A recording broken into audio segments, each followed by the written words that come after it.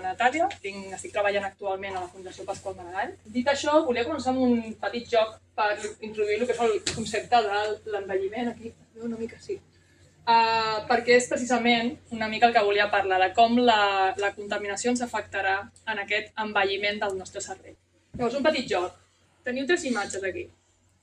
3 homes. I volia preguntar-vos quin d'ells creieu que és el més vell. A, B, C. Qui vota A? Qui vota A? Qui vota B? Qui vota C?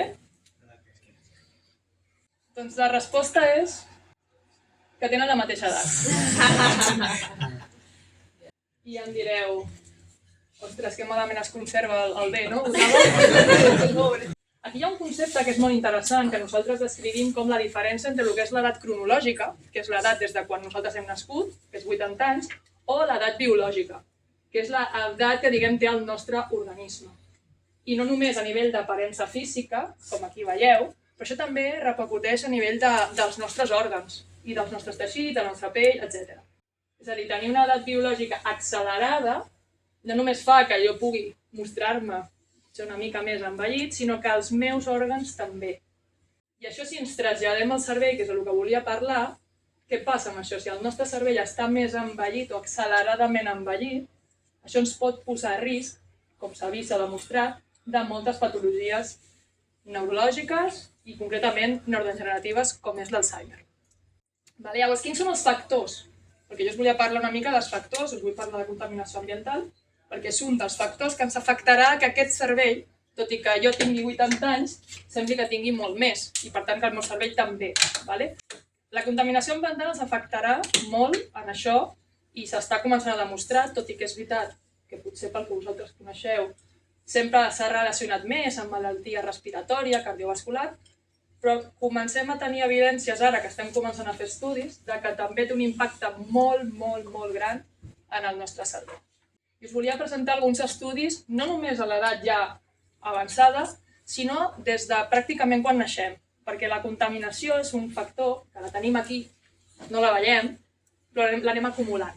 I això és el que és més greu d'aquest punt, que no és un factor que el reps, t'exposes i tens diguem-ne, conseqüència directa, sinó que la conseqüència ve molts més anys després i és degut a una acumulació. Us poso aquí un mapa, de fet, d'Espanya, de 2 partícules que trobem del dièsel, que són les PM2.5 i les PM10, són les micropartícules que nosaltres respirem. I volia ensenyar-vos un parell de coses. Una és els nivells que l'OMS recomana com a màxims, que són 5 aquí en aquest cas i 15 en aquest cas, i aquí una mica els nivells on està Espanya. La part positiva és que en els últims més o menys 10 anys, des del 2000 al 2010, en alguns llocs, diguem-ne, hem millorat. Però, estem en 20 i pico, que encara estaríem per aquí, que encara estem molt lluny del que seria recomanable respirar. De fet, no sé si quan entreu a Barcelona hi ha aquells panells que diuen ui, és un dia d'alta contaminació, no ho veiem i estem acumulant molta cosa. Quina implicació té això a nivell del cervell, que és el que us volia ensenyar? Evidentment, des de peques patim aquesta exposició i ens afectarà sobretot en el neurodesenvolupament del nostre cervell. Quan el nostre cervell està agafant tota la plasticitat, i allà, aquest efecte, de fet ara estem començant a veure que impacta moltíssim després de la nostra etapa adulta. També durant l'adolescència estem fent també estudis on veiem com aquesta contaminació ens afecta en diversos punts del cervell que són molt rellevants per la connexió dels 2 hemisferis. I finalment a l'etapa adulta, tot el que comentava, de demència, Alzheimer, etc. Per exemple, aquest és un estudi que es va fer on miràvem el rendiment cognitiu eren nens i nenes d'entre 6 i 11 anys a diferents escoles de Barcelona que estaven situades algunes prop de les rondes i zones molt contaminades, altres prop de zones verdes menys contaminades. I el que vam trobar, que és bàsicament aquest gràfic, és que els nens i nenes que estaven en escoles amb contaminació més baixa milloraven en memòria de treball molt més. Això són diverses visites que es van fer al centre, mateix test, és veritat que aprenen, no? a fer respondre els tests, però tot i així, els nens i nenes que estaven en aquestes escoles poc contaminades tenien un millor rendiment de memòria. I d'altres també mesures cognitives que vam mesurar. Molt interessant, aquest punt. Això és a Barcelona. A nivell d'adolescents, vam fer alguns estudis on relacionàvem com aquestes partícules, les PM2.5, us he parlat abans, que venen sobretot del dièsel, com molestaven d'alguna forma a la nostra estructura cerebral. I vam trobar una cosa molt interessant, que és precisament en aquest punt del cervell que es diu el cos callós, un punt que tenim aquí al mig, que és una regió cerebral que és la que interconnecta els dos hemisferis, que per tant que ens permet enviar d'una senyal a una altra, d'un costat a un altre. Aquesta regió està molt involucrada en temes de TDAH, per exemple. Que hi ha com una desconnexió, en el TDAH tenim com una desconnexió dels dos hemisferis, aquesta regió és crítica per això. I veiem com en l'adolescència nens i nenes més exposats, pateixen una reducció en aquest volum. Per tant, una reducció també de tota aquesta connectivitat, cosa que també és molt important. I si arribem a l'etapa adulta, doncs a l'etapa adulta el que tenim és que, de fet, o el que estem veient és quants més ens exposen a contaminació ambiental, més incidència de demència comencem a trobar. Fa 4 anys es va publicar com el primer gran estudi de factors de risc d'Alzheimer i demència, on per primera vegada s'incloïa la contaminació ambiental, amb un efecte d'un 2%. És a dir, ens deien que del total de casos d'Alzheimer que tenim, un 2% es podrien evitar si reduíssim els nivells de contaminació als que estem exposats. I em direu, 2%. És poc. Quan, tenint en compte que el 2050 es preveu que hi hagi 150 milions de persones amb Alzheimer, un 2% és al voltant de 2 milions, no? O 3 milions. És moltíssim. Amb tota la implicació que això té també pel sistema públic sanitari, per familiars, etc.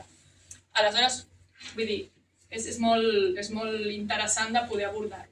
De fet, nosaltres ara, en el meu equip, vam obtenir un projecte de l'Ajuntament de Barcelona que era precisament per intentar veure, dintre del cervell, l'estructura cerebral, com ens afectava la contaminació a Barcelona. I també el que vam voler fer és un estudi en el que vam dividir també entre homes i dones. I això és molt interessant, perquè hi ha un patró molt interessant, que és, de fet, nosaltres, quan definim la variable sexe als nostres estudis, que també és un gran debat, nosaltres agafem el que la persona reporta, per tant, considerem que és com gènere, però també tenim la informació genètica i per aquí també, creuem amb la informació dels cromosomes. Llavors, d'alguna manera, quan parlem de la part més genètica, diem sexe biològic, quan parlem més del que reporta la persona, diem gènere. Aquí, en realitat, les dues coses coincideixen en els nostres estudis, per tant, seria indiferent. Però el que vull dir és que quan veiem això, els patrons de resultats que trobem són molt específics, per mi més de gènere, que de sexe biològic. Per què? I això ja és hipòtesis meva. Nosaltres el que hem trobat és que la contaminació ambiental afectava a processos neuroinflamatoris dintre del cervell només en dones. Afectava concretament a 2 proteïnes que a nivells exagerats representen una inflamació molt bèstia, només en dones. També afectava a un empitjorament de la capacitat cognitiva, també específic en dones, i aquí sí que vam mirar una miqueta de genètica, també el risc de genètic d'Alzheimer sembla que podria tenir un joc. La gent que és vulnerable o que té factors de risc genètic també podrien ser vulnerables. És a dir, dones i gent amb el risc genètic d'Alzheimer serien vulnerables, més vulnerables, perquè tothom som vulnerables, però encara més. La hipòtesi que deia abans sobre el tema de les dones, vaig llegir un llibre que és molt interessant, que es diu Arquitectura feminista, és una mica per com les dones es distribueixen per la ciutat. El patró de moviment que té una dona envers el seu home, per exemple, és de la casa. Els homes tendeixen a sortir a casa, agafar el cotxe i el recorregut és casa, cotxe, feina, cotxe, tornar, casa. La majoria d'enquestes que hem fet. Les dones és nens al col·le, feina, comprar, nens al col·le, casa. Aleshores, una mica el que el llibre explicava era que si nosaltres volem tenir una, diguem, inclusivitat a nivell de ciutats, hem de també plantejar ciutats i models de ciutats que siguin aptes per tothom. I en aquest cas estem diferenciant home-dona, home-dona, però crec que dintre del col·lectiu també és molt interessant que es comenci a tenir en compte altre tipus de gèneres dintre d'aquesta construcció de ciutats, perquè és molt interessant també els patrons de moviment que segurament difereixen molt en funció de la teva exposició social i exposició ambiental. Doncs una miqueta són coses que ara el que volíem, el següent pas, volíem mirar una mica, intentar identificar aquests patrons, monitoritzant les persones amb pulseres per veure els recorreguts, veure les diferents exposicions que reben i complementar-ho amb altres tipus de mesures, no només contaminació de l'aire, sinó també temperatura, humitat, etc. Per intentar tenir com una informació més àmplia i complexa d'això, altres fonts i com podríem evitar-ho. Perquè al final això són coses, com dic, de contaminació ambiental entre tothom i amb unes polítiques es podrien reduir molt.